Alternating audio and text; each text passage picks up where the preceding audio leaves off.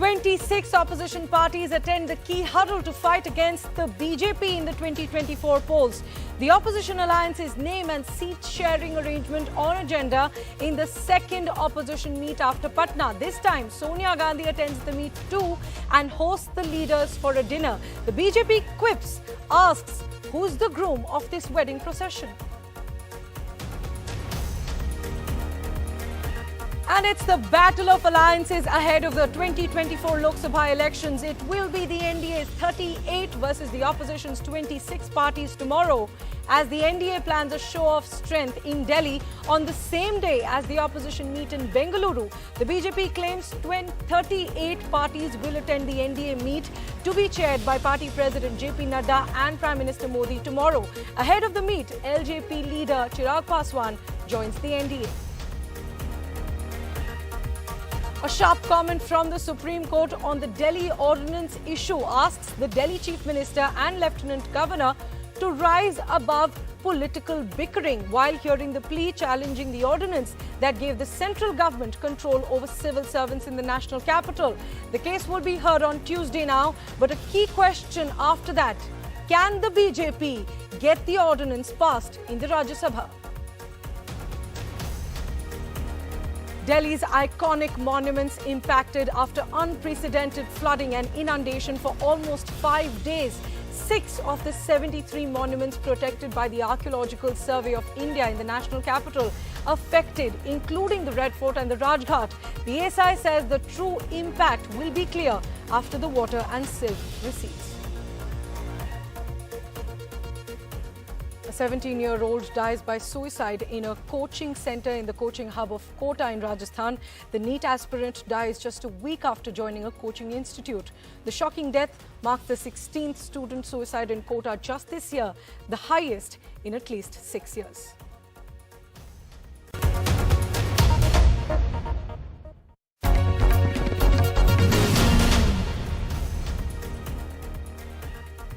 Our lead story tonight: the contest for the 2024 Lok Sabha elections has been escalated. 26 opposition parties are meeting in Bengaluru, hosted by the Congress there.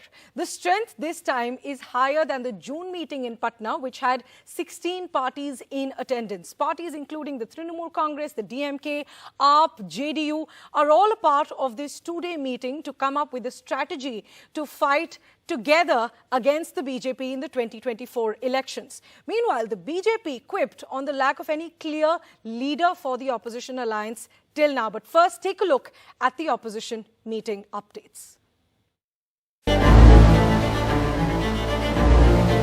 The stage is set in Bengaluru for a show of national opposition unity. 16 parties in Patna to 26 here in the second unity meet, which has taken over the Taj West End in Karnataka's capital city. Unlike in Patna, the focus in Bengaluru is the presence of Sonia Gandhi and an iteration that the Congress is the central force. Sonia ji was very much there in opposition meetings. Whenever we are meeting, we are doing parliament agitation also, she used to be participated in meeting. Therefore, Sonia ji's presence, certainly she had a vast experience. Sonia ji's presence will definitely give a strength to the opposition meeting, certainly. Congress's last-minute peace move on the Delhi ordinance paved the way for AAP to arrive without friction. Sharad Pawar will also be present despite the turmoil at home. This is not an individual political party meeting. It is shaping this country for the future of 140 crores people who have been suffering on various issues. This is a meeting organized by the Indian National Congress. We are just the local host. We feel with this climate, with this understanding, with this unity, we will take it forward and the results will come out as Karnataka has given us a mandate. The leaders are expected to iron out their differences, set up a subcommittee for drafting a common minimum program, suggest a name for the alliance, and also pave the way for the 2024 election. There are serious issues to be discussed which requires depth negotiations. There is also a need to show concrete progress after Bengaluru. What with the BJP trying to demonstrate a similar show of strength with an NDA meeting in New Delhi. Clearly, a bugle for all alliances in the run-up to the 2024 election is loud and clear. With camera person Kumar, Pratibha Raman in Bengaluru for NDTV. So while more than 24 parties have come together, it's not clear yet as to which party will lead the alliance for 2024. So the BJP MP Ravi Shankar Prasad took a dig at the opposition parties on exactly this front, asking them who's the groom. Listen in. The so-called combination of opposition parties meeting in Bengaluru has completely sidetracked with impunity the whole issue of good governance and probity in public life. तो ऐसे लोगों से देश का विकल्प बनेगा, ऐसे लोगों से भारत का भविष्य बनेगा? बिल्कुल नहीं। और मैंने पहले भी कहा था कि 24 के लिए कोई वैकेंसी नहीं है, और मैंने एक सवाल पटना में उठाया था, ये 24 की बारात जो सज रही है, इसका दुल्हा कौन है? Another aspect that's different about this meeting from Patna, as we've mentioned, apart from the strength, is that veteran Congress leader Sonia Gandhi is also there this time and is hosting the opposition leaders for a dinner tonight. My colleague Veera Raghav is joining us from the Taj Hotel there in Bengaluru, where this meeting is happening. And Veera Raghav, we'd all love to be flies on the wall during this dinner that's being hosted by Sonia Gandhi tonight. But from the outside view, what can we expect? Well, it's an outside view, outside the gates, Priyanshi. We aren't allowed inside today. They've kept that exclusively for the top leadership of the parties. In fact, even the second-rung leaders or those who accompanied the leaders who came down, they weren't allowed inside the gates of the Taj. Well, as you mentioned, yes, one important aspect is the presence of Sonia Gandhi, the difference between Patna and Bengaluru. The news points that one needs to look out for tomorrow is the arrival of Sharad Pawar and Supriya Sule. They're caught up in their domestic crisis in Maharashtra, says that will be something to look out for. And then, of course, they will have a full-length meeting and a press conference at the end of the day tomorrow. As you mentioned, important aspect of this meeting is that they need to go forward. They need to show concrete steps of moving forward. We believe there could be announcements in terms of formation of working committee, perhaps a nomenclature for the alliance. But yes, still in formative stages, and the Congress hopes that having it in Karnataka, where it is firmly in charge, along with Sonia Gandhi as well at that dinner, could reiterate the Congress's position as the central party for this entire cohesive alliance. You see, in Patna, there was conversation amongst the alliance over who is bringing all the parties together. And I think the Congress is iterating that it is the central party around which the coalition will be built. And of course, willing to concede, as we saw in the Delhi ordinance case, to the allies in terms of bringing the alliance together. Priyanshi. Right, Veera, thanks very much for joining us. And as you've mentioned, there are several important decisions that need to be made during this opposition meeting. So we'll wait to see whether that happens. But the opposition meeting will be met by a show of strength by the BJP tomorrow. The NDA has planned a mega meet tomorrow in the national capital on the same day as the opposition meeting in Bengaluru. And while 26 parties are attending the opposition meet, the BJP claims it'll have an even bigger strength, with 38 of its allies confirming their attendance. The BJP had a win ahead of the key meet as the Lok Jan Shakti party leader Chirag Paswan decided to join the NDA just hours after meeting with Home Minister Amit Shah, and just a day before that big NDA meet. The meeting tomorrow will be chaired by Prime Minister Narendra Modi and BJP President JP Nadda. Listen in to what he said.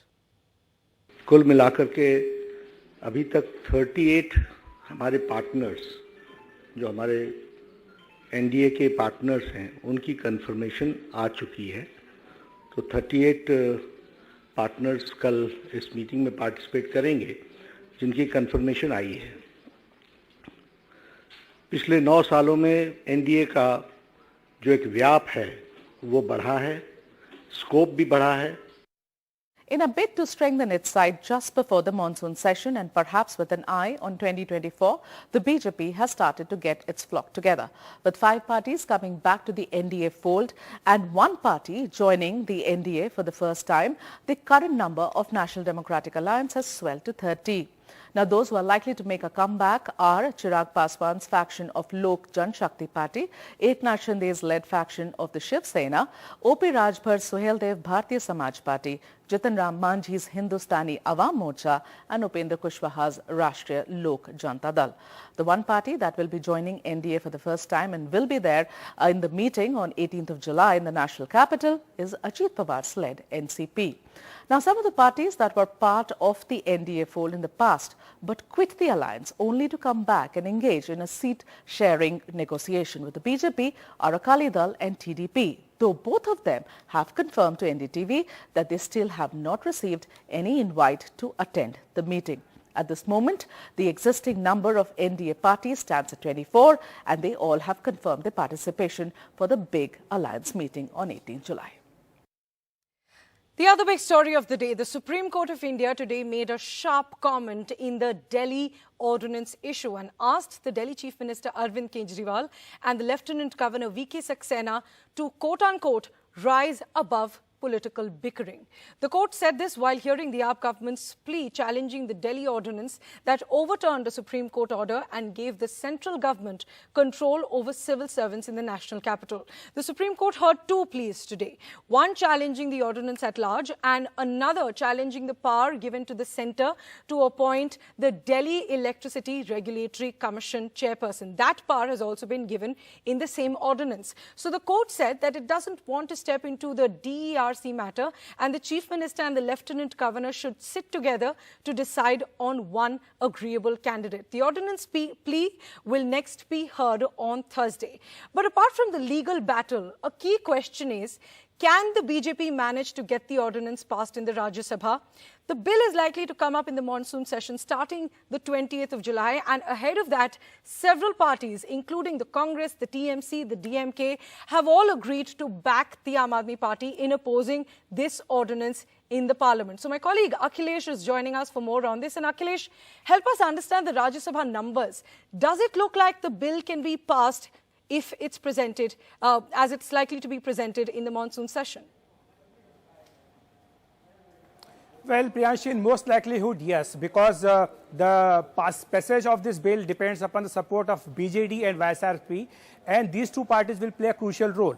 We have seen that how Aam Aadmi Party has pressurized the Congress Party to declare its stand publicly on this crucial bill. In fact, this was the precondition for the Aam Aadmi Party to attend this opposition meeting which is happening today in Bengaluru. But of course, even after getting Congress Party's support, the numbers tell a different story in the Rajya Sabha, because we have seen that many controversial bills in Rajya Sabha were passed even though the government and the BJP does not have a majority in the upper house. And we have seen that parties like BJD and the YSRCP have come on various occasions to support the government on this crucial and controversial bill. So is it same thing going to happen on this Delhi ordinance also? It's a key question. We have spoken to some BJD leaders. They say that they will decide their strategy on the floor of the house. But as far as the numbers are concerned, right now the strength of the Rajya Sabha is 238 and the majority mark is 120. The BJP, along with its allies and also some nominated members and independents, has a number of around 112. So BJP is short of majority mark by 8 numbers. And if one of these try to support the government on the floor of the house, of course the ordinance can be passed. Even if they walk out, the bill will be passed. So the government is in a comfortable position as far as numbers in Rajya Sabha is concerned. Akhilesh, thanks very much for joining us with those details. So as Akhilesh has pointed out, that it seems that the BJP will have it their way when the ordinance is likely to be presented there in the Rajya Sabha in the monsoon session. But moving on now to the other big story that's coming in from the national capital. We've seen that iconic monuments of Delhi, including the Rajghat and the Red Fort Wall, were inundated for most of last week as Delhi witnessed unprecedented floods due to a record high level of the Yamuna River. And as the river's level is rising again to around 206 meters after falling for 4 days with more rain water being released from Haryana. There's a concern about the long-term impact this could have on the monuments of India. The water, the Yamuna water mixed with silt, sewage and garbage is likely to have impact on Delhi's heritage monuments. Here's our special report explaining the impact.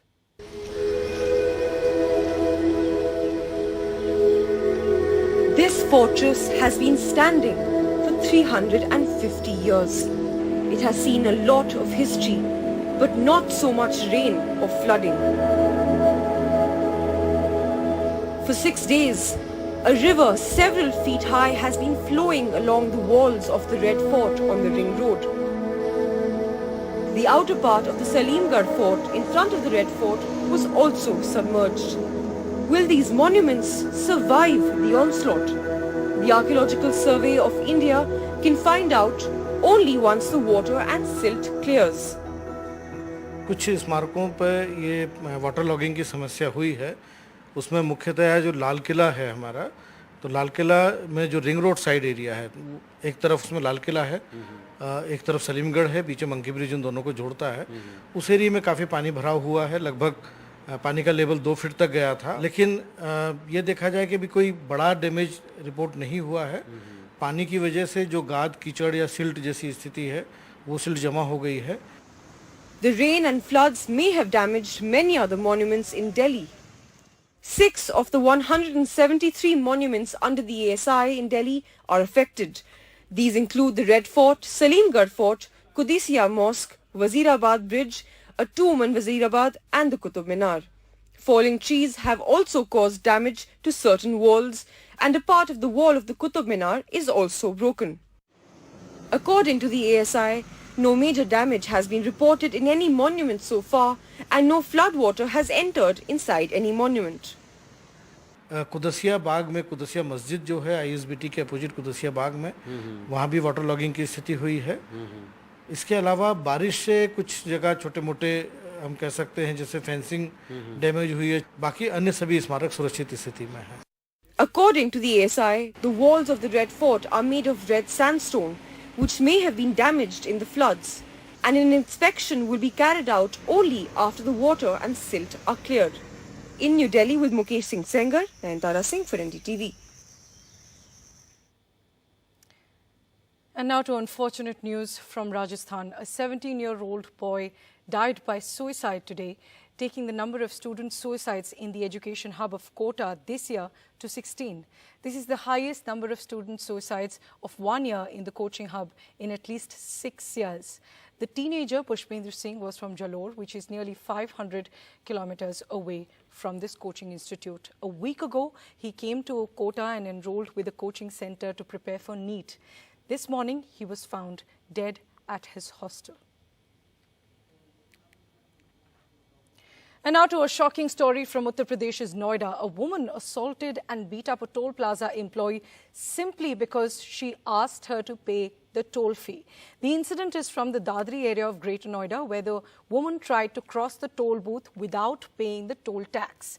And when the staff there stopped her and asked her for the payment, she got down and beat up the female toll worker and then even overturned her chair. You can see those CCTV visuals. She held the toll employee by her collar and pinned her down after she asked her only for the payment. After that, the toll staff fell from her chair, but the woman didn't stop there. She tried to take her car away as well. As you can see in those visuals, absolutely shocking. She continued assaulting her and beating her up even after she fell from her seat. But even after that, the woman tried to take her car away by removing the toll barrier as well, as you can see there.